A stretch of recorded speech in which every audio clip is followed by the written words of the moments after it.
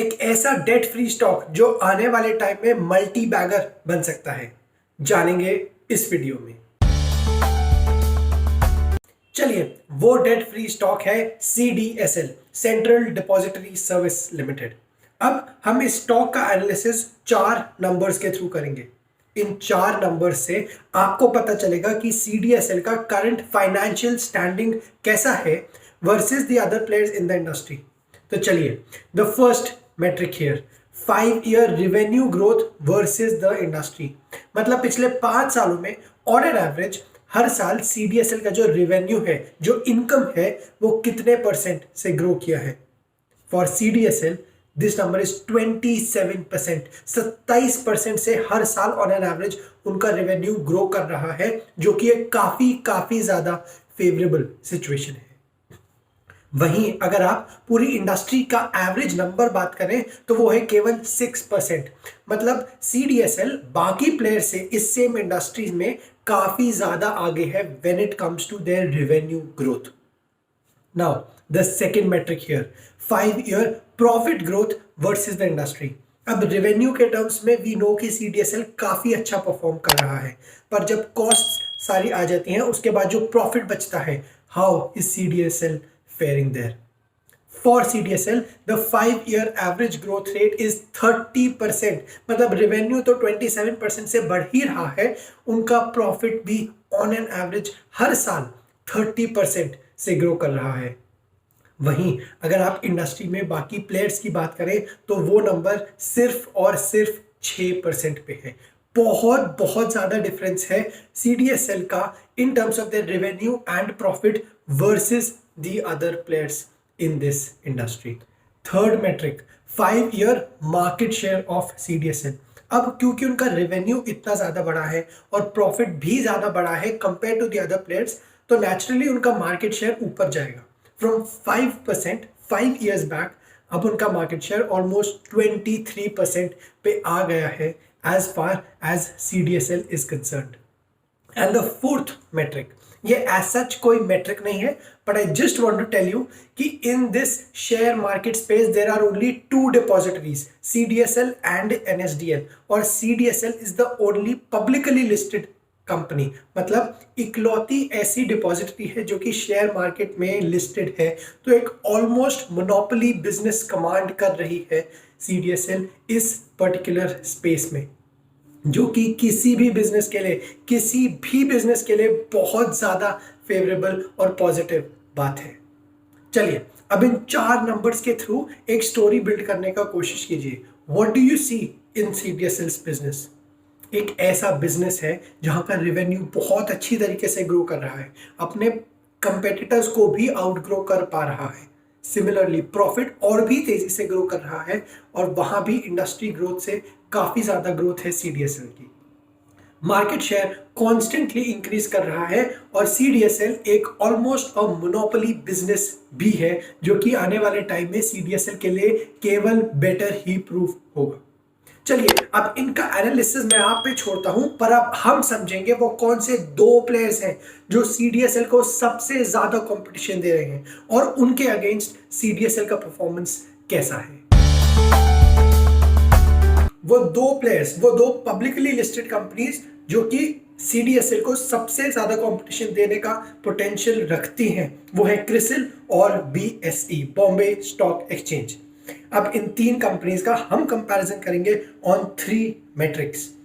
First one, return on equity, मतलब total profit divided by the share holders equity. Naturally जितना ज्यादा ये number होगा, दैट वुड मीन कि बिजनेस उतना ही ज्यादा प्रॉफिटेबल है, शेयर होल्डर्स के लिए उतना ही ज्यादा रिटर्न वो बिजनेस बना पा रहा है। For CDSL this number is close to 23%, which is a very good number. For CRISIL, this is at 32%, and for Bombay Stock Exchange BSE, this is at 10%. अब ये तीनों नंबर्स ही डिसेंट है, पर यहाँ पे CRISIL काफी अच्छा परफॉर्म कर रहा है, और CDSL का भी रिटर्न ऑन इक्विटी काफी ज्यादा अच्छा है। सेकेंड मेट्रिक, प्रमोटर्स होल्डिंग, मतलब जब कोई भी कंपनी स्टार्ट होती है उसमें जो सबसे स्टार्टिंग में इन्वेस्ट करते हैं, जिन्हें हम प्रमोटर्स कहते हैं, उनकी कितनी ज्यादा हिस्सेदारी है।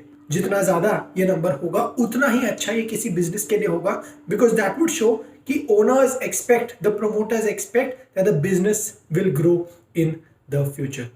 For CDSL, this number is close to 20%.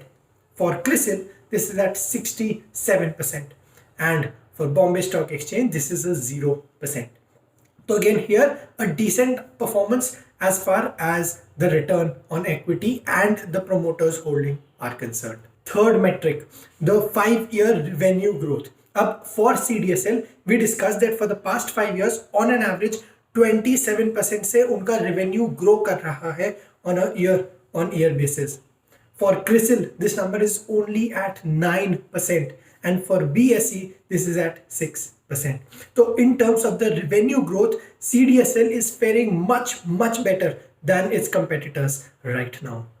Again, in 3 numbers के through भी आपको एक decent idea मिल जाएगा कि CDSL is doing reasonably well in terms of their other competition. Add to it, उसमें ये भी ऐड करें कि CDSL is a debt free company, मतलब उनके ऊपर कोई भी कर्जा, कोई भी लाइबिलिटी नहीं है. ये एक बहुत पॉजिटिव सिचुएशन है किसी भी बिजनेस के लिए.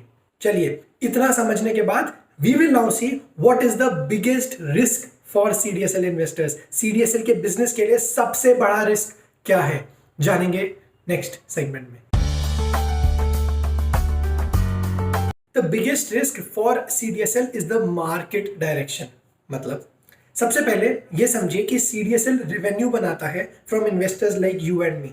जितना हम ज़्यादा ट्रेड करेंगे, जितना हम ज़्यादा ट्रांजैक्शंस करेंगे, उतना ही रेवेन्यू बढ़ेगा CDSL का, क्योंकि CDSL earns a small amount of the money that we invest.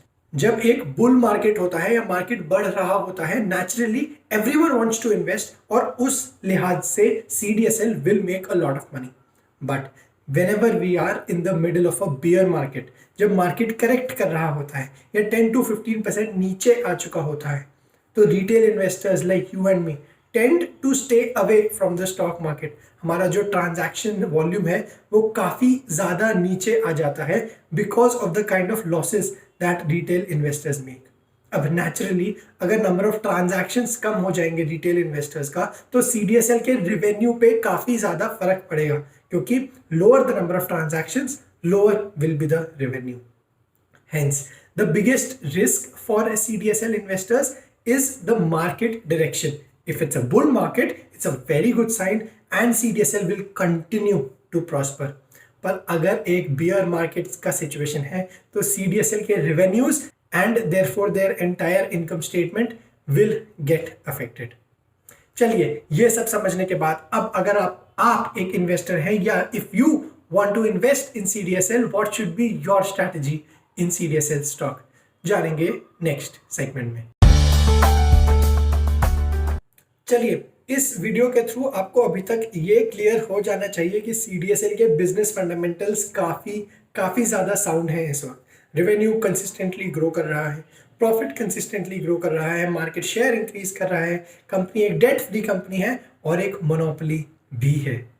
तो इन सब होने के बावजूद, रिस्क फैक्टर समझने के बाद भी अब आपका क्या स्ट्रैटेजी होना चाहिए? Personally I am extremely bullish on this stock. In the long term, I do see this stock giving a lot of returns for its investors. I would suggest for any investor to have a long-term view on this stock because on an average, Nifty and the market is going to go up in the long term. That is for certain. And as and when that happens, CDSL stock is also expected to benefit from that. It becomes important कि आप उनका management commentary, उनकी quarterly financial statements भी study करें, analyse करें and then take a very judicious call based on that. Alright, this is Finance Lens signing off. I hope you enjoyed the video. Thank you. Finance Lens Shorts, a channel dedicated only to the short form content, is now launched. यहाँ पे आप सीखेंगे money making tips, tax saving hacks और बहुत कुछ. Please subscribe to that channel. The link is in the pinned comments and in the description, and I hope you derive a lot of value out of it.